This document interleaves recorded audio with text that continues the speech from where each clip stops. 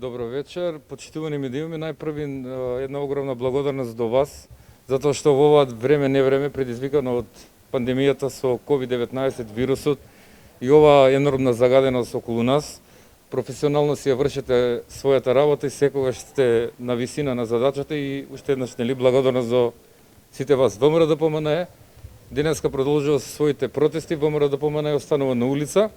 Денеска во Република Македонија, конкретно во 5 града, во Битола, во Струмица, во Тетово, во Скопје и се разбира во Куманово, одржуваме тематски протести на тема загадување на воздухот.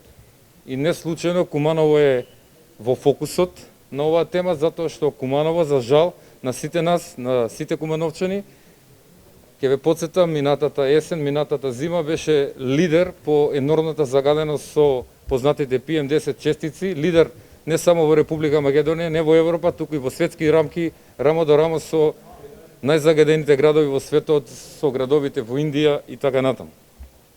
За жал, песимистички се прогнозите и за ова есен и за оваа зима што се пред нас, сега секако зајакнати со актуелната пандемија со COVID-19 вирусот. Ова власт на СДСМ, ќе ве потсетам, не така одамна, 2016 година, пред да ја преземе власта во Република Македонија. И овој човек овдека, пред да седне во својата фотелја за градоначелник, господинот Максим Димитриевски, од уста не ја вадеа темата со загадување на воздухот. Се изнаслушавме разни нивни планови, нивни визии за решавање на овој проблем. Се наслушавме за нивниот аеро, се наслушавме за нивниот алпски воздух кој само што не дошол во Република Македонија откако тие ќе дојдат на власт. Но на дело видовме најнеспособна власт како на централно, така и на локално ниво да се соочи, да се справи со овој проблем.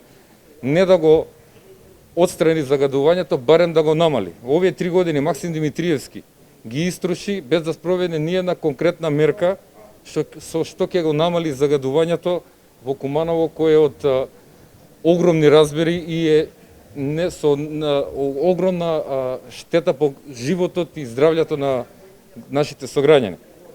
3 години Максим Димитриевски не превзема ниту еден проект, ја нема она фамозна интензивна гасификација.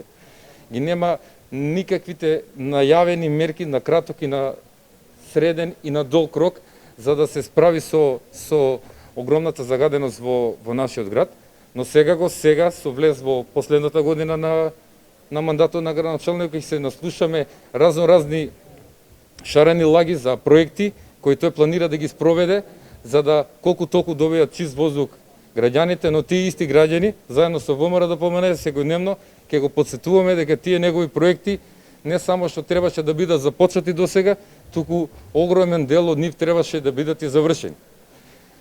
ВМРО-ДПМНЕ за овој прв протест во низата протести што следуваат се реши на символичен начин да му остави на градоначалникот една тегла со чист воздух за него и за неговата општинска администрација, барем да се надишат утре кога ќе дојдат на работа, тој и неговата администрација, кога тоа не можеме да го сториме ние, нашите семејства и нашите деца. И му се извинуваме овој пат на Максим Димитриевски затоа што првичната идеја не можеме да ја реализираме, да му оставиме онолков број на тегли колку што има PM10 честички во воздухот во Куманово, затоа што требаше му донесеме 500, 600 или кој знае колку многу тегли со чист воздух колку што има PM10 честици загаденост на воздухот во Куманово. Благодарам.